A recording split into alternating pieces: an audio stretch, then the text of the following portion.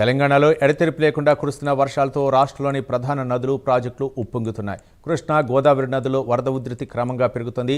మహబూబ్ నగర్ జిల్లాలోని జోరాలకు వరద తీవ్రత పెరిగి నేపథ్యంలో తెల్లవారుజామున 1 గంట ప్రాంతంలో అధికారులు 10 గేట్లు ఎత్తివేశారు.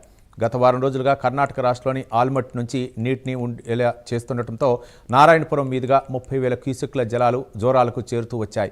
కర్ణాటక, మహారాష్ట్ర ప్రాంతాల్లో పుష్కలంగా వర్షాలు కురుస్తుండటంతో బుధవారం 135,620 క్యూసెక్లను దిగువకు విడుదల చేయడం, భీమా నుంచి 60,000 క్యూసెక్ల జలాలు వస్తూ ఉండటంతో దాదాపుగా 2 లక్షల క్యూసెక్ల నీరు మక్తల్ నియోజకవర్గం తంగడి వద్ద ఉమ్మడి పాలమూరు జిల్లాలో కృష్ణానదికి వచ్చి చేరుతున్నాయి. దీంతో పాటు జోరాల ఎగువ భాగంలోనూ గత రాత్రి నుంచి భారీ వర్షాలు కురుస్తున్న నేపథ్యంలో వరద తీవ్రత మరింతగా పెరిగింది. దీంతో జోరాల ప్రాజెక్టుకు సంబంధించి ముందస్తు జాగ్రత్తగా గురువారం తెల్లవారుజామున 10 గేట్లు ఎత్తి 44,254 క్యూసెక్ల నీటిని దిగువకు విడుదల చేశారు. ఈ మధ్యాహ్నం వరద తీవ్రత పెరగనున్న నేపథ్యంలో జోరాల వద్ద మరి కొన్ని గేట్లను ఎత్తే అవకాశం ఉన్నట్లు తెలుస్తుంది.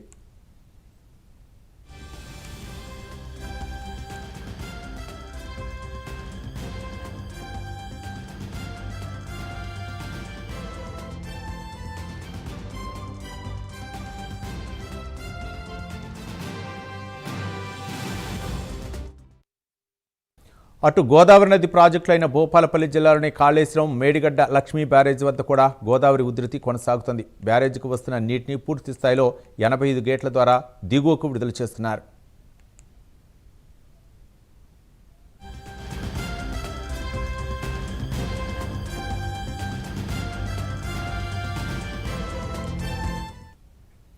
మరోవైపు ములుగు జిల్లాలో భారీ వర్షాల ప్రభావంతో పాలెం ప్రాజెక్టుకు వరద ప్రవాహం పెరిగింది. 4 గేట్లను ఎత్తి కొన్ని వేల క్యూసెక్ల నీటిని దిగువకు విడుదల చేస్తున్నారు. జిల్లాలోని చెరువులు, కుంటలు నిండి అలుగుపారుతున్నాయి. వాజేడు మండలం పేరూరు వద్ద గోదావరి నీటి మట్టం క్రమంగా పెరుగుతుండటంతో చేపల వేటకు వెళ్లొద్దని పోలీసులు గ్రామస్తులకు హెచ్చరికలు జారీ చేశారు.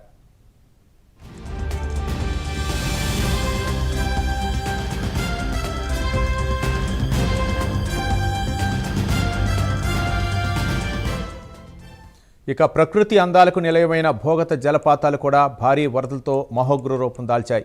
ఎగువ ప్రాంతాల్లో కురుస్తున్న భారీ వర్షాలతో జలపాతాల వద్ద నీటి ప్రవాహం ప్రమాదకర స్థాయికి చేరుకుంది. దీంతో పర్యాటకుల భద్రత దృష్ట్యా భోగత జలపాతాల సందర్శనను అటవీశాఖ అధికారులు తాత్కాలికంగా నిలిపివేశారు.